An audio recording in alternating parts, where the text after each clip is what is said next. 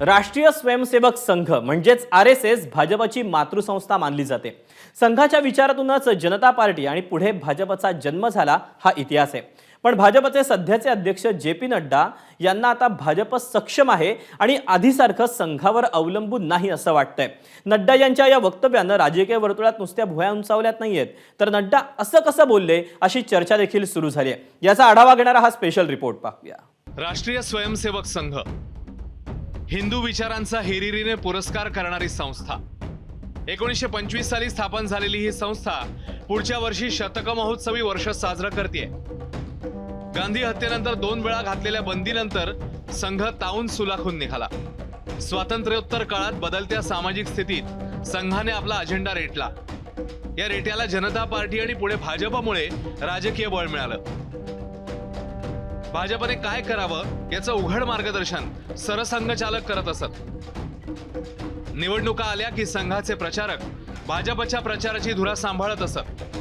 वाजपेयी पंतप्रधानपदी असताना अडवाणी, मुरली मनोहर जोशींसारखे बडे नेते अनेक मुद्द्यांवर सरसंघचालक सुदर्शन यांच्याशी चर्चा करायला नागपूर गाठत।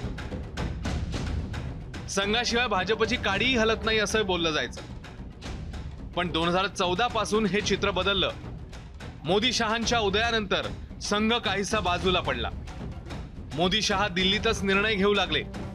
त्यामुळेच की काय सध्याचे भाजप अध्यक्ष JP नड्डा यांनी एका इंग्रजी दैनिकाच्या मुलाखतीत आता संघ वाचून अडत नाही असं सुचवलंय। पाहूया नड्डा काय म्हणाले। शुरू में हम अक्षम होंगे, थोड़ा कम होंगे, RSS की जरूरत पड़ती थी। आज हम बढ़ गए हैं, सक्षम हैं, तो बीजेपी अपने आप को चलाती है। JP नड्डा यांच्या भूमिकेनं राजकीय वर्तुळात आश्चर्य व्यक्त झालं। नड्डांना नेमकं काय म्हणायचंय? म्हणायचं आहे ते असंच आहे का? ऐन निवडणुकीच्या धामधुमीत नड्डा असं कसं बोलले अशा स्वरूपाच्या प्रतिक्रिया येऊ लागल्या। भाजपच्या नेत्यांनी मग लगेचच असं काही नाही वगैरे सांगायला सुरुवात केली। विचार परिवार हा आमचा अत्यंत आत्म्यासारखा आहे आणि विचार परिवाराचं मोठं योगदान आमच्या सर्वांच्या विजयामध्ये आहे। शेवटी विचार परिवाराने आमची भूमिका जी आहे ती एका राष्ट्रहिताकरता आहे, राष्ट्र प्रथम आहे आणि त्यामुळं तुम्ही त्या ट्विटचा वेगळा अर्थ काढू नका। विचाराची गरज कदापि ही संपूच शकत नाही। हा विचार आहे आणि हा विचार भारतीय जनता पार्टीच नव्हे तर काँग्रेस आणि अशा सुद्धा संघटनेला हा विचार एक असा वेळ येईल की जेव्हा या विचाराचं समर्थन करणं गरजेचं राहील। मला वाटतं हे आपण जे स्टेटमेंट सांगताय ते असं असू शकत नाही। नड्डाजी असं स्टेटमेंट करणारच नाही, हे कोणीतरी पेरलेलं स्टेटमेंट आहे आणि म्हणून मला वाटतं हे सर्व निरर्थक आहे। उद्धव ठाकरे आणि संजय राऊत हे सध्या भाजपला नंबर 1 चा शत्रू मानतात। भाजप नेतेही या दोघांवर तुटून पडतायत। अशा वातावरणात नड्डांच्या वक्तव्यानंतर भाजपवर टीका करायला दोघांना आयती संधी मिळाली। नड्डांनी सरळ सांगितले की आजपर्यंत आम्हाला RSS ची गरज होती, आता आम्ही स्वयंपूर्ण झालेलो आहोत, आम्हाला RSS ची गरज नाही।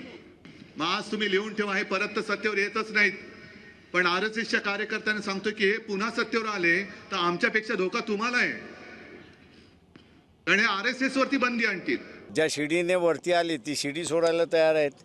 मी मध्यंतरी असणारा मोहन भागवत यांना असणारा प्रश्न विचारला होता की मागच्या दोन वर्षामध्ये तुम्हाला पंतप्रधान नरेंद्र मोदी कधी भेटले होते का? तुम्ही भेटायची वेळ मागितली त्यावेळेस तुम्हाला भेटण्याची वेळ दिली का? याचं उत्तर अजून आलं नाही। JP नड्डाच्या ह्याच्यावरनं सरळ दिसतंय की भारतीय जनता पक्षाला आता RSS नको आहे। राष्ट्रीय स्वयंसेवक संघाकडून मात्र नड्डा यांच्या वक्तव्यावर प्रतिक्रिया आली नाही। तशीही संघाकडून कधीच कुठल्या घडामोडींवर लगेचच प्रतिक्रिया येत नाही। उशीर झाला तरी होऊ देतात, पण संघाचे नेते पूर्ण अभ्यासाअंतीच बोलतात। ब्युरो रिपोर्ट, ABP माझा। ABP माझा, उघडा डोळे बघा नीट।